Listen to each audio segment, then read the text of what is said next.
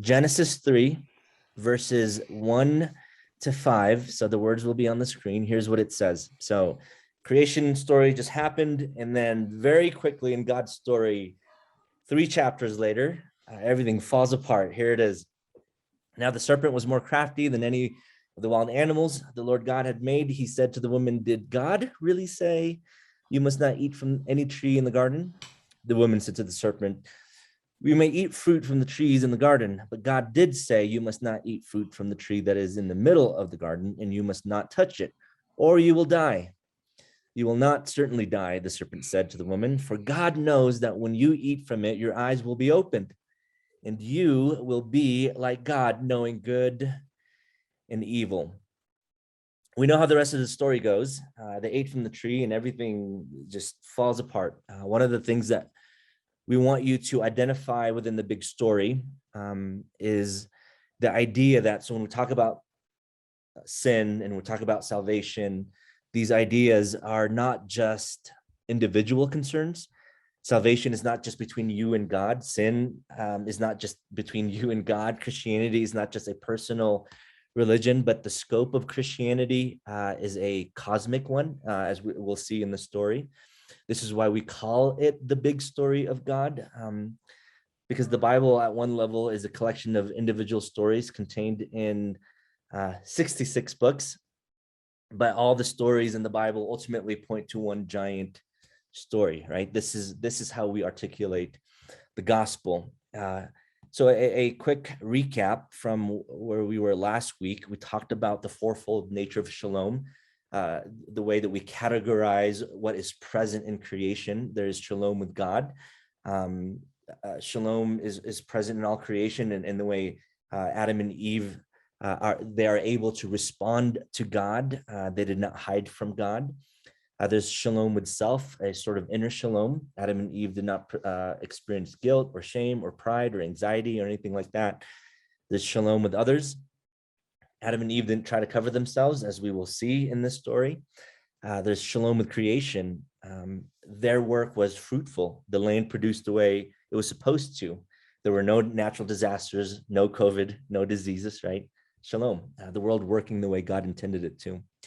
And so we went from this. So I love this picture. And it kind of gives us an idea, a sense of the pristine perfection of creation. And then quickly it turns into this. And when you look at this picture, you not only see it, but you almost kind of feel the chaos. You look at this and you sense that all is not right. There's something wrong here. It's no longer all good. Something has happened to this, right? The Apostle Paul affirms this in the New Testament, where he says that the whole creation has been groaning. We experience this. And so when we see the scope of sin, it's more than just a story of Adam and Eve and their relationship to God, but it's all of creation. It's the cosmos that is touched by sin. All of creation, in one sense, falls. Scholar Albert Walter says, "We must stress that the Bible teaches plainly that Adam and Eve's fall into sin was not just an isolated act of disobedience, but an event of catastrophic significance for creation as a whole."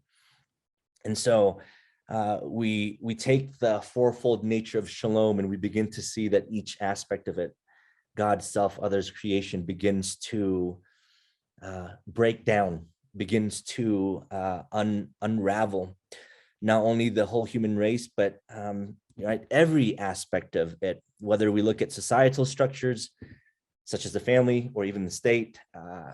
You think about our cultural pursuits, arts, technology, as beautiful as those can be, they're broken.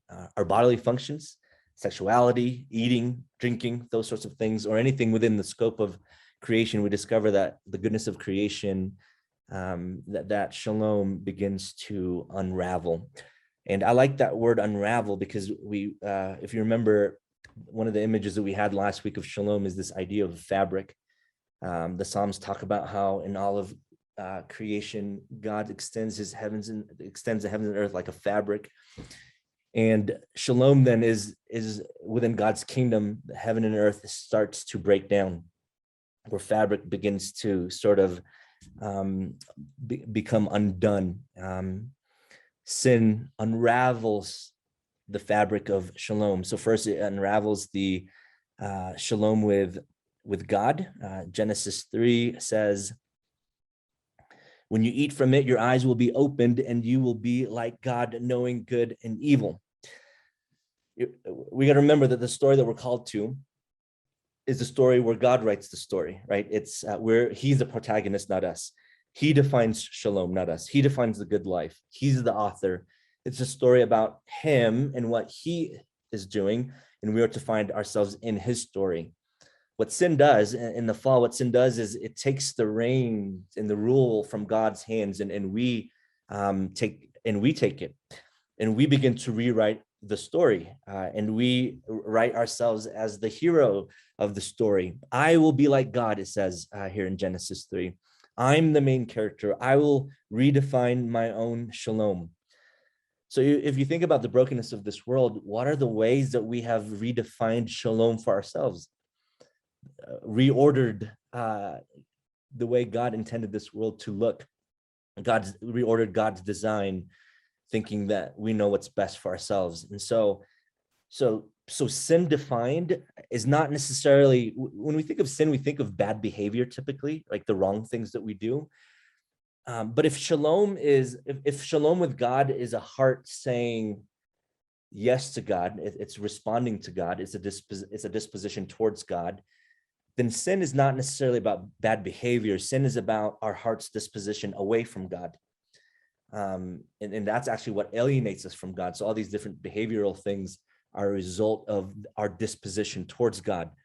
And that is what caused Adam and Eve to be kicked out of the garden. They are spiritually, they are emotionally, physically alienated from God. God is holy and he's set apart, and God operates in the way of shalom, and our sin is an act of rebellion against that very design, that very intention. Again, redefining our version of shalom. It's what we want. To quote the famous theologian Selena Gomez, it's because the heart wants what the heart wants, right? That's essentially what sin is. It's satisfying what we want, centering ourselves.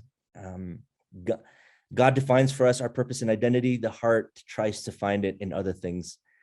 It redefines the good life. It redefines God's goodness and finds it in whatever the heart wants: possessions, relationships, security, sexuality, accomplishments. I mean, these are all good things, but we make them, we elevate them, we turn them, and we demand from them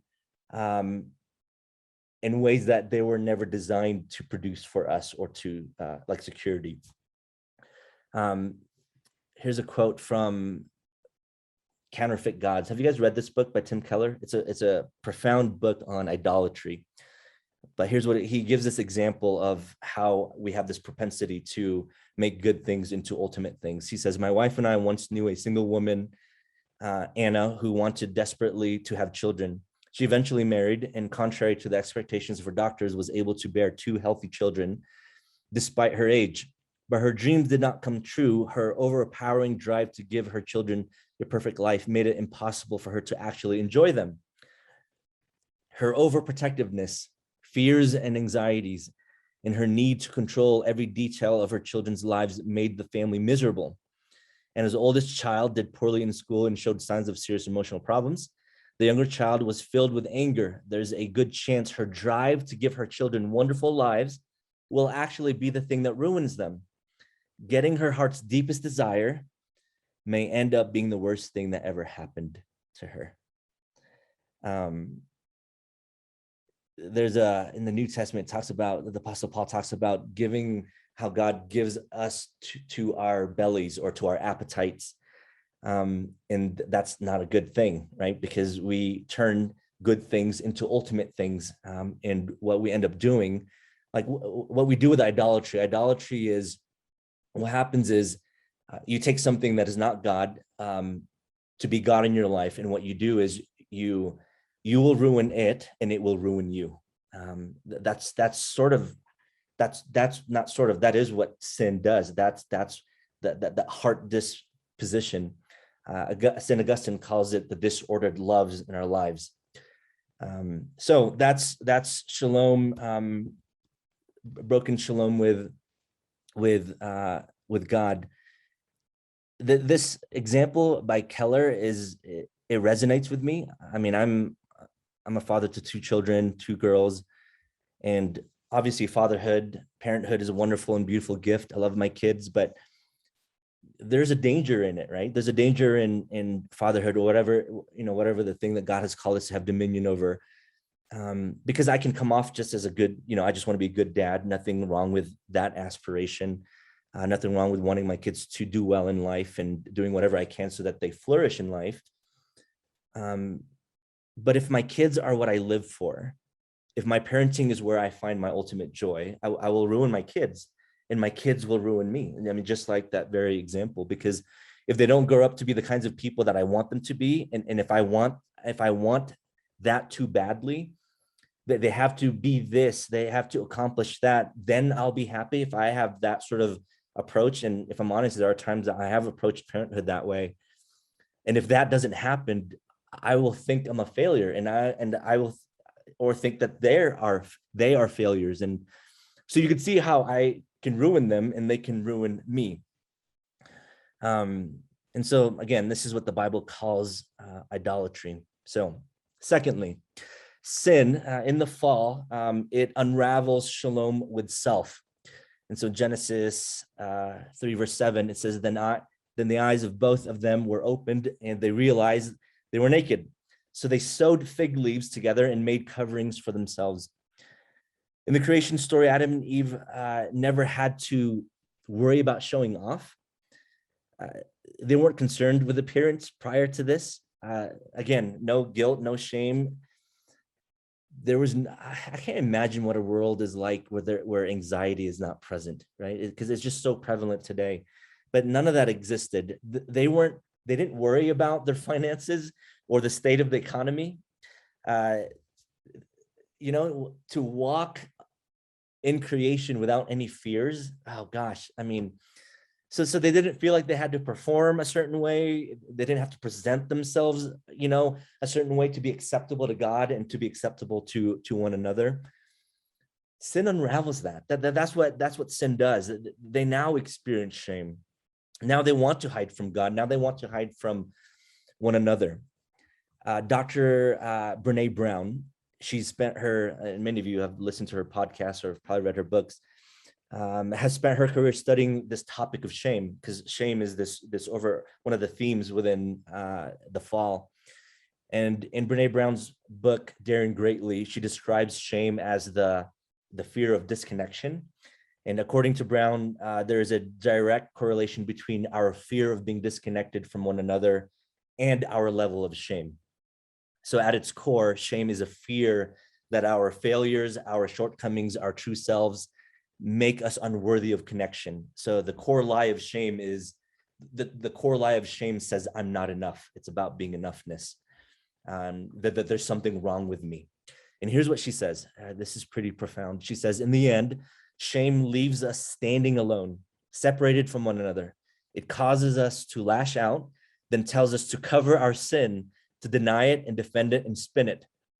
Those of us reading a church called Tov, I mean, we see this within the systems and the structures and leadership.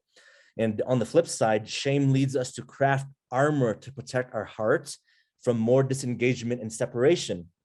This is what it looks like to sew a protective covering of fig leaves, to believe the foundational lie that this sin, ours or theirs, is confirmation that we are indeed worth nothing behind the fig leaves.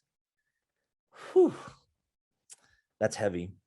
I think it's heavy because it resonates very deeply with us. So whether it's psychological shalom unraveling, we experience shame, guilt, we experience loneliness, anger, and then the list goes on and on and on. But then within the unraveling of shalom itself, there's also the unraveling of physical shalom within ourselves. We know this as we get older, our bodies decline. Like I don't know if it's the altitude or it's just, I've just am older, and being out here, I don't know why, but my body is hurting and I'm not really doing anything other than looking at aspen trees. Anyway, my eyes are starting to go out, right? I have to redo my, whatever you call it, see Irina to get a new prescription for my contact lenses like every few years, because they're getting worse and worse. Like, our bodies are failing us. They're unraveling. So we feel it deeply. Third piece, shalom, sin unravels shalom with others. In Genesis 3:11 and 12, it says, and God said, who told you that you were naked? Have you eaten from the tree that I commanded you not to eat from? The man said, the woman you put here with me, she gave me some fruit from the tree and I ate it. It's the woman's fault. There's division between them. There's alienation, not only between them and God, but between one another. Adam is blame shifting, right? We see hostility between them, and we'll continue to see that within the story of humanity. We see it with their kids, Cain and Abel, even a worse story there. We see it in the Tower of Babel, and how humanity just cannot get along, and we just see that throughout the Old Testament and even the New Testament. This becomes the new story for humanity. We're divided. And remember, shalom is it's the webbing together of God and all human equity. And so shalom is the exact opposite. It's division. It divides us. We're separated. We live for self, not for others. And that's why there's so much injustice in the world. And this is why we need to have a robust understanding and robust definition of justice. By the way, shout out to Heather, gave a great message on justice this past Sunday. So if you haven't seen it, or just want to go and see it again, great job, Heather. But our understanding of justice and shalom is so important, because we're called to pursue justice and shalom. In Proverbs 11, 1-31, it's a beautiful passage, and we don't have the time to read all of it, but I'll just sort of summarize it for you. It describes a righteous person. And the Hebrew word for a righteous person is the word tzaddik. And the plural is the tzaddikim, a righteous people, or a people of peace, a people of shalom, a people who pursue justice, a people who pursue shalom. That's what a tzaddik is, a tzaddikim. And Proverbs 11 describes the tzaddikim as people who disadvantages themselves for the community. The tzaddikim steward all that they've been given by God for God's glory and for the common good. While an unrighteous person or an unjust person sees his or her belongings just as belonging to them. And so you could see how this breaks down. Therefore, to pursue shalom and to pursue justice is embedded in the gospel proclamation, in the gospel message, because it's to go to the places where the fabric of society, if you will, is breaking down, where the fabric of society is starting to unravel. So it's to go to those places to share your assets, to spend yourself. It's not a token charity, but and this is why God calls us to radical giving. It's not detached at arm's length. That's not how we do justice, but we are to be in proximity. We get involved, because when the weaker members of society are weaker or are breaking down, where the fabric of shalom, the social fabric, is unraveling, where interdependence is not happening, to do justice is not to offer a handout, it's to get involved. It's to take our resources, to take our skills, it's to invest them, and it's to plunge them into life and into society where it is socially unraveling, or emotionally, or physically, or relationally. That's what we're called to. So justice is about advocacy, not charity. It's not a handout. It's about involvement. All right, broken record. So we're compelled to get involved in pursuit of shalom. That's justice. And again, this pushes against our Western individualistic idea of the good life. especially in this cultural moment where we almost always think of individual rights in terms of freeing individuals from the constrictions of the group. Shalom is a different trajectory.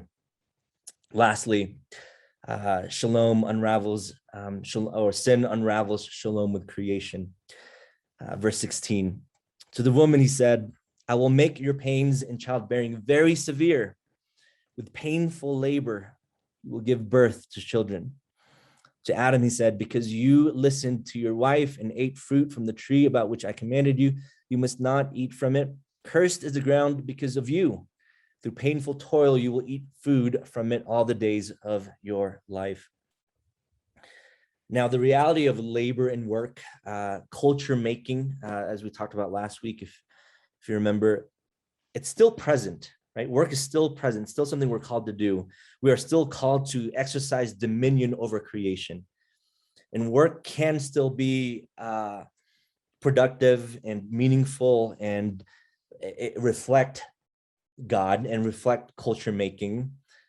But now it's touched by sin. It's infected by sin. So work is now difficult. That's why we toil.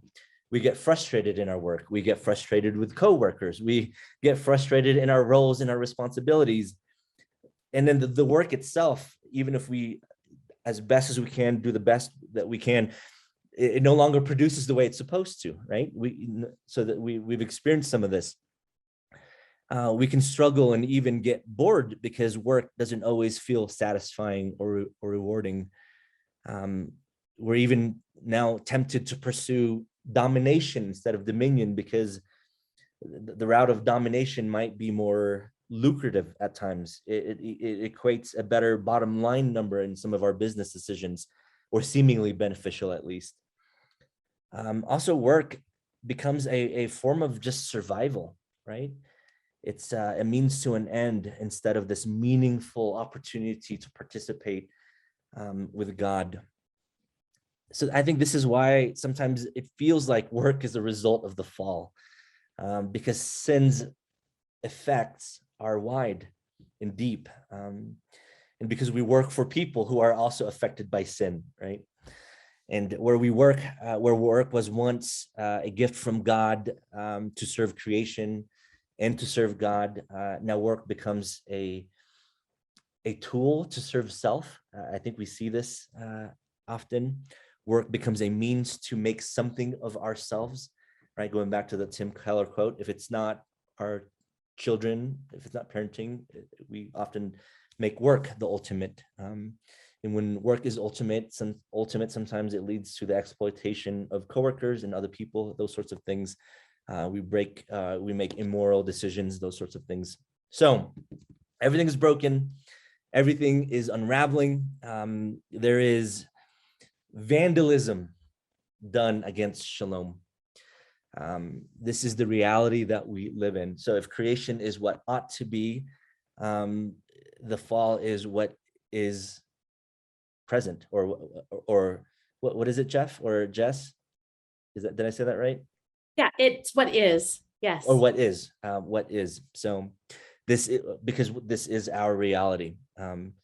And so, I mean, you can see why we desperately need a savior and how good of a news it really is, what God accomplishes in Christ. But that's the next chapter. That's the good news of the gospel is that, like if we go back to this image, let me find one where there's not, here we go. While there's still chaos here, the clouds, you could see beyond the clouds, you know that the sun is still there, that eventually the storm, the chaos will eventually burn off and light will shine again. And that's how God leaves us within the story of the fall. So this video is an All of Life interview. So you all saw the All of Life interview I did with Lisa. You've seen me do it with Rachel. This All of Life interview is between Chad Richards, a friend of mine and Heather's friend from Canyon Springs, and he's doing an All of Life interview with one of his with this woman from his congregation who's a nurse, and her name is Carly. So we'll watch a a portion of it. The other way that I've kind of seen Jesus really work, there was a patient a couple months ago. It was one of the days I came home. I called my mom on the way home from work. I was like, I think this is like one of the most transformative days in my career. And I had walked into work the night before. I worked the night shift, and I was tired and grumbling as I walked in. And I walked up to my room, and I saw full of machines. And it was just one of those nights where I looked at my room like, this is going to be a long night. Like, my work is like cut out for me. 2 young girls at the bedside, husband at the bedside. And I was like, oh, this doesn't look good. So I sat down, I got a report, and I went in and I just touched base with the husband. And I pulled up a chair, and I said, you know, how are you feeling? We're kind of at the end of like options here. Like every intervention that we can do for your wife is being done, and I'm working so hard to like save her through this. I said, but the reality is she's still decompensating, and she's not like getting better with all of our interventions. And I had been wearing a pearl cross necklace at the time, and he looked at me and he said, are you a believer? And I said, yeah, I'm a Christian. And he looked at me dead in the eyes and he said, do you think my wife is gonna meet Jesus tonight? And I said, you know, I don't know. People surprise us sometimes. I said, but from, you know, my experience and what I've seen, like, I think there's a very good chance your wife could meet Jesus tonight. And I said, and like, if you do want to like withdraw care, like, how do you want that to look? And he looked at me and he said, I want my wife to look beautiful when she meets Jesus. And I said, okay. So I went and talked to our docs, and I said, you know, this family wants to kind of pursue withdrawal of care. They talked to them, and I came back in, and the husband brings out a duffel bag, and he said, I have all of my wife's favorite dresses in here. Do you think that we could make her look beautiful? Because the woman in the bed that's covered in machines and tubes and lines, like, that's not my wife. My wife is like a beautiful, like, full of life woman. I said, absolutely, let's do this. And it's hard, you know, because I'm still running all these machines trying to keep her alive till we can get to that point. And so we got her favorite dress out, and we put it on the best we could, and we put her wig on just right, and I did her makeup with her daughters for the last time. And the husband pulls out these sparkly slippers, and he said, these are her favorite slippers, and I want her to be in these when she meets Jesus. And I said, okay. So we put on her sparkly slippers, and I sat with the family as I slowly took machine by machine off. And she passed, and she did meet Jesus that night, and she did look so beautiful. And I sat with the family afterwards, and he looked at me, he said, are we ever going to be okay? And I told them a little bit of my story. And I said, you are going to be okay. I said, it's going to hurt so bad, and it's going to be so painful, and there's going to be days that you don't think you're going to be okay. I said, but if you cling to Jesus and you guys cling together as a family, like, there will be a day when you wake up and you're going to realize that you're okay, and like, God is going to use your pain and he is going to make good of it. Because I believe that, like, there were so many days when I was stuck in my grief that I was like, well, how is God, like, how is this good? Like, how is he going to use this? But now I'm realizing there's a whole kingdom of people out there that need to see our vulnerability, and they need to see our pain. And when we're willing to open that up and say, like, I was really angry at a time, but Jesus uses this, I think there's really beautiful things that can come. Amen. Thank you. Thanks for sharing.